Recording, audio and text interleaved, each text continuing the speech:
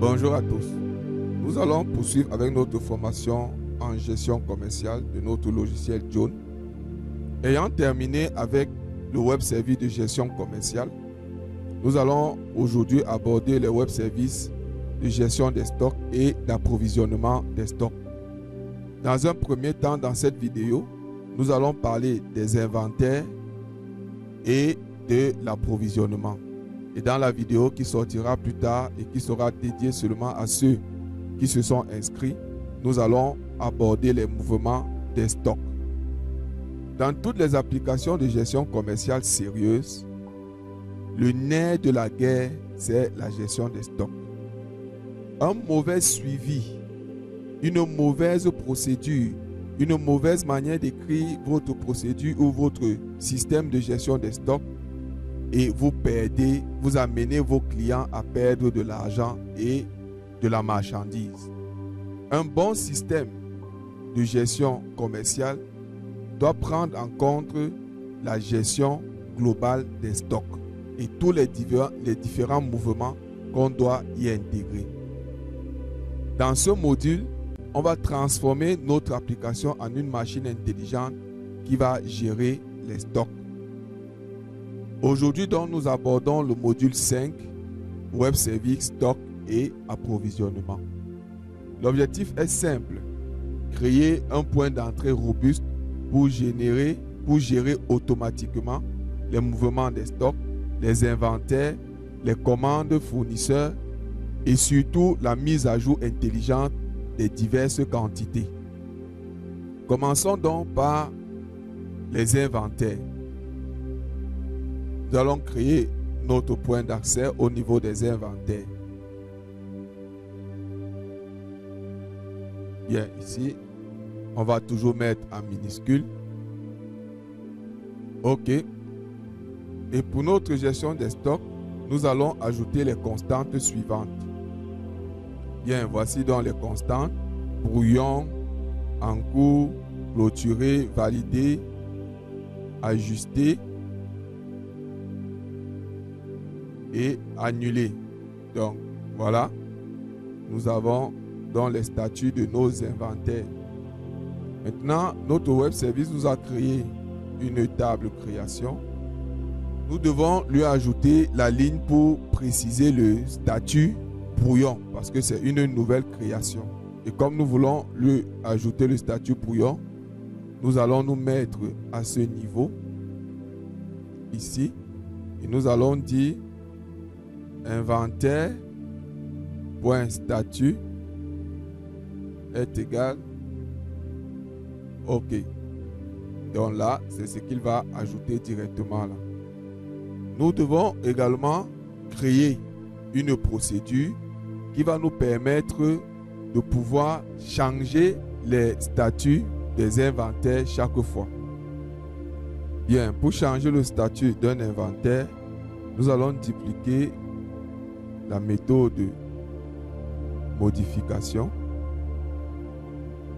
Voilà, nous sommes là. Et ici, nous allons ajouter le statut qui doit donc être attribué. Ça va s'appeler modifie statut. OK. Donc voilà, dès qu'il modifie, il définit ça. Il récupère le fichier vers mémoire, il sérialise et il renvoie. S'il y a une erreur, il renvoie cette erreur.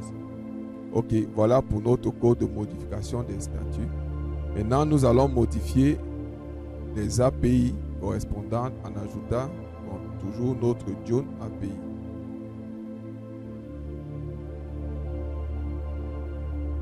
OK. Maintenant, nous allons dupliquer cette procédure.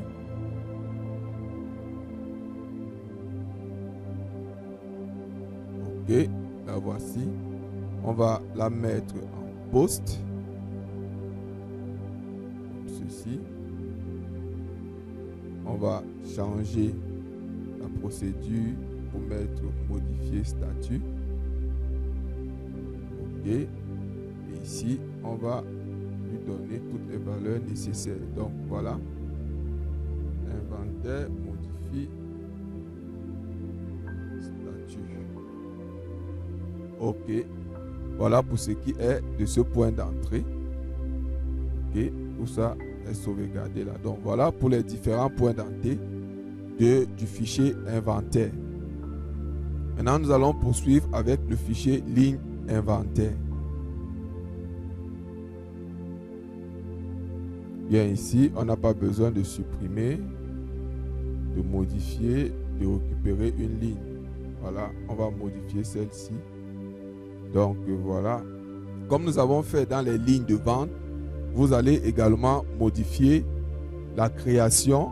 Ici, la méthode de création, vous allez la modifier pour qu'elle ne prenne pas une seule ligne, comme nous avons fait dans ligne de vente. Vous allez réécrire le code de création pour qu'elle puisse prendre un ensemble, un tableau de valeurs qui sera enregistré lorsque on va appeler ce point d'entrée. Ça, je vous donne ça en exercice. Vous serez juste obligé d'aller revoir la vidéo sur les lignes de vente et venir copier le code à ce niveau-ci. Bien entendu, n'oubliez pas aussi que dans le fichier inventaire, ici dans la méthode de lecture tout, nous n'avons pas filtré ça pour qu'il ne puisse lire que des inventaires d'une boutique. Maintenant, nous allons exécuter une requête où nous allons récupérer les inventaires d'une boutique au cours d'une période.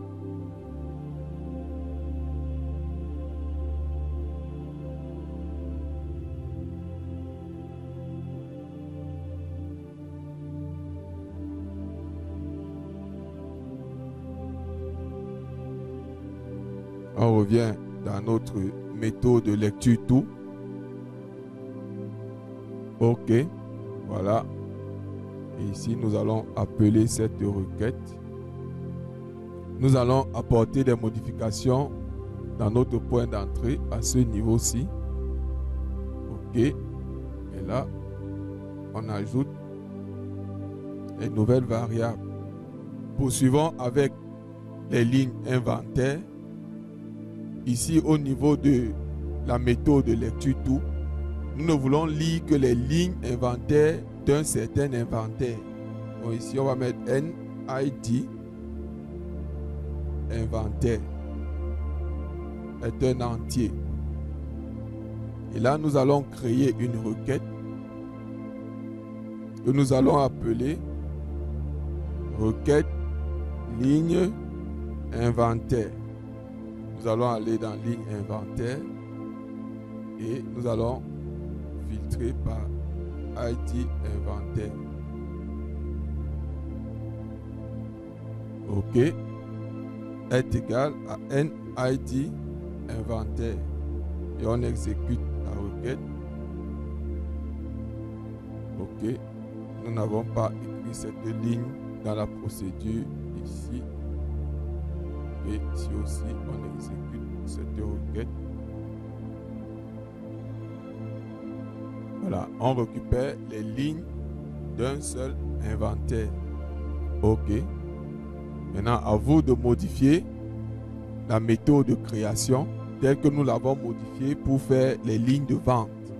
Donc, vous allez prendre ça comme exercice pour modifier la méthode de création.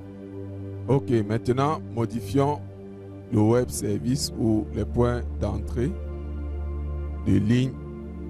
La procédure n'a pas changé de nom, mais nous allons lui ajouter notre constante John API et la variable. Et pour le poste,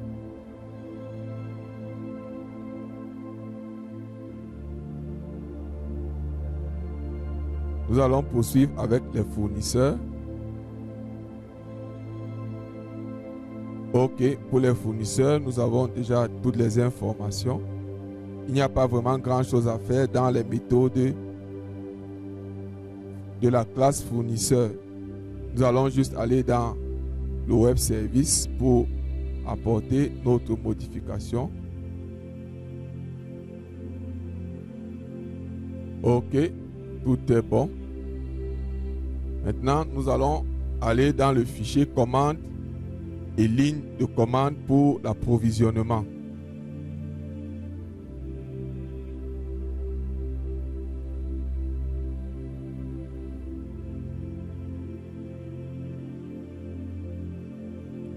Bien, voilà pour notre classe commande à ce niveau. Et nous allons ajouter de nouvelles variables ici. Ici, nous allons ajouter nom fournisseur. Il n'y aura pas de mapping. OK. Nom fournisseur et nous allons ajouter téléphone.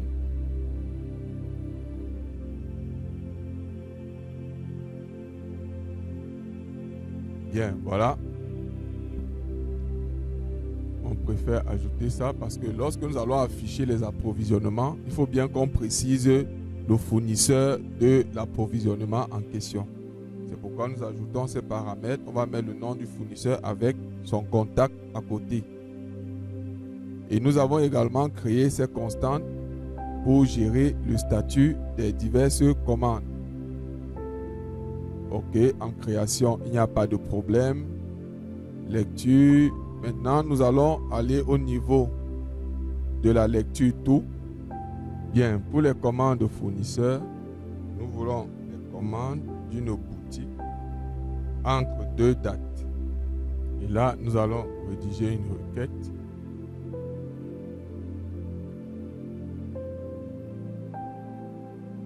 Commande d'une boutique sur période.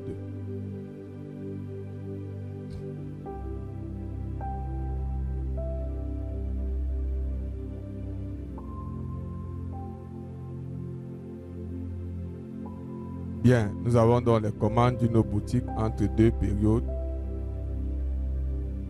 OK, maintenant on exécute la requête et on lui renvoie les diverses commandes de cette boutique au cours d'une période.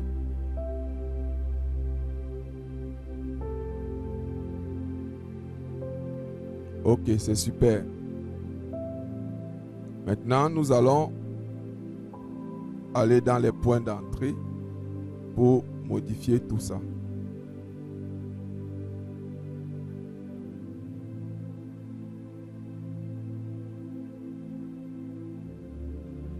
OK. Bien, voilà. Nous avons terminé avec les points d'entrée du fichier commande. Maintenant, nous allons aussi écrire une procédure qui va modifier le statut d'une commande. Voilà, nous avons copié la procédure modifie statut que nous avons utilisée dans inventaire et nous plaçons ça ici dans commande. Et là, on va parler de commande.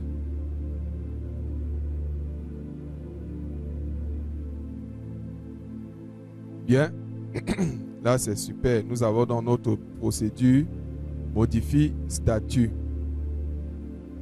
Il faut aussi que à la création d'une commande, qu'on lui donne directement le statut par défaut. Nous allons rentrer au niveau de la création. OK. Au niveau de création, nous avons tapé commande statut en attente. Voilà. Et nous allons ajouter le point d'entrée pour le changement des statuts.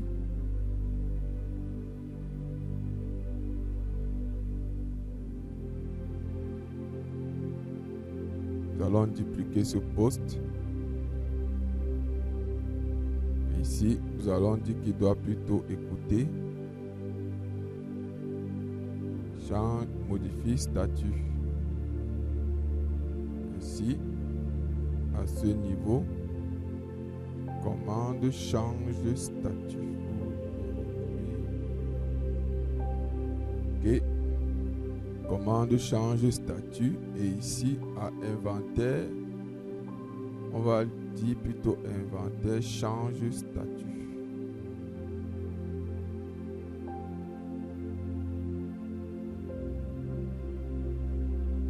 OK, maintenant nous allons terminer avec les lignes de commande.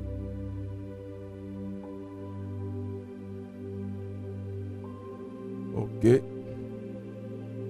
Comme nous l'avons fait précédemment pour les lignes de vente et les lignes d'inventaire, je vous laisse également faire la méthode de création pour les lignes de commande.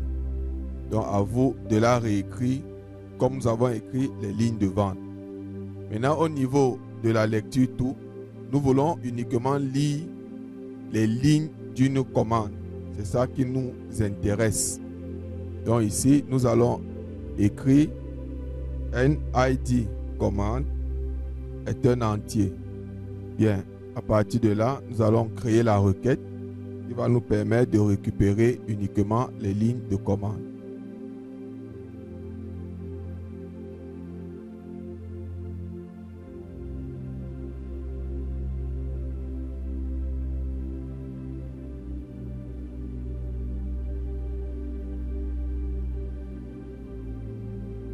Bien, nous avons les lignes de commande d'une commande.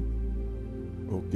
Et là, nous allons parcourir cette requête. Et on va lui donner ses valeurs. Nous allons parcourir la requête et récupérer les informations. OK.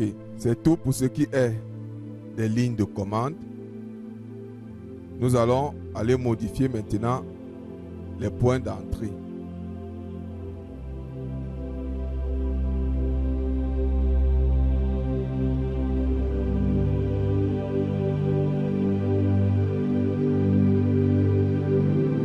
Maintenant, nous allons terminer avec les mouvements des stocks que nous réservons dans la deuxième partie de cette vidéo et qui sera accessible uniquement pour ceux qui se sont inscrits.